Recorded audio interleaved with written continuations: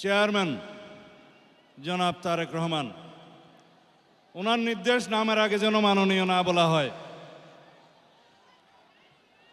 উপবিষ্ট সকল নেতৃবৃন্দ, প্রাণ প্রিয় চট্টগ্রামবাসী, সাংবাদিক বন্ধুগণ, আসসালামু আলাইকুম রহমতুল্লাহ। দুপুর 12:30 চট্টগ্রামের এই বিশাল জনসমুদ্র যদি বিকালে জনসভা হতো, না জানে কি অবস্থা হতো। আপনাদের প্রতি কৃতজ্ঞতা জানাই। এই চট্টগ্রামেই শহীদ রাষ্ট্রপতি জিয়াউর রহমান এখান থেকেই স্বাধীনতার ঘোষণা করেছিলেন।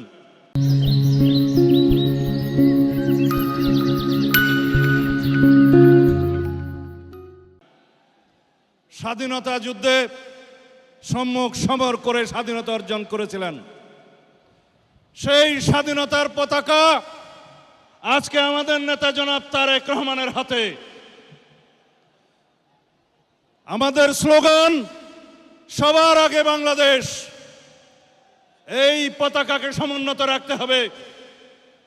আমাদের স্বাধীনতা সার্বভৌমত্বের প্রতীক, গণতন্ত্রের রক্ষা কবচ, এদেশের মানুষের নেতা জনাব তারেক রহমান সেই পতাকা পেয়েছেন বাংলাদেশের জনগণের মাধ্যমে, দেশনেত্রী বেগম খালেদা জিয়ার মাধ্যমে। এই স্বাধীনতার পতাকা হস্তান্তরিত হয়েছে জনাব তারেক রহমানের হাতে।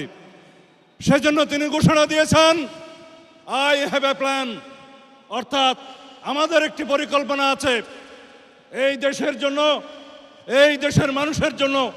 সেই পরিকল্পনা তিনি বলবেন।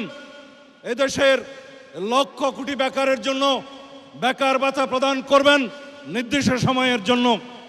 তিনি কৃষকের জন্য কৃষক কার্ড, সবার জন্য স্বাস্থ্য কার্ড এবং গরিব দরিদ্র পরিবারের জন্য ফ্যামিলি কার্ড প্রবর্তন করবেন। শিক্ষা ব্যবস্থার আমূল পরিবর্তন সাধন করবেন, কর্মের হাত সৃষ্টি করবেন।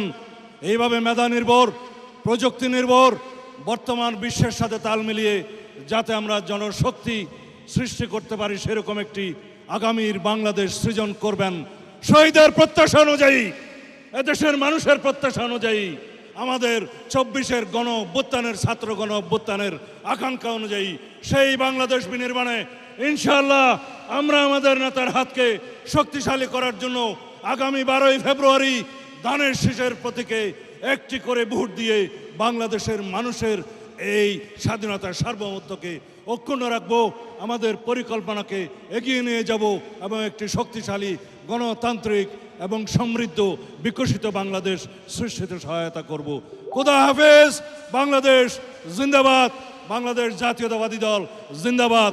শহীদ জিয়া অমর হোক, বেগম খালেদা জিয়া অমর হোক। আমাদের অহংকার জনাব তারেক রহমান জিন্দাবাদ।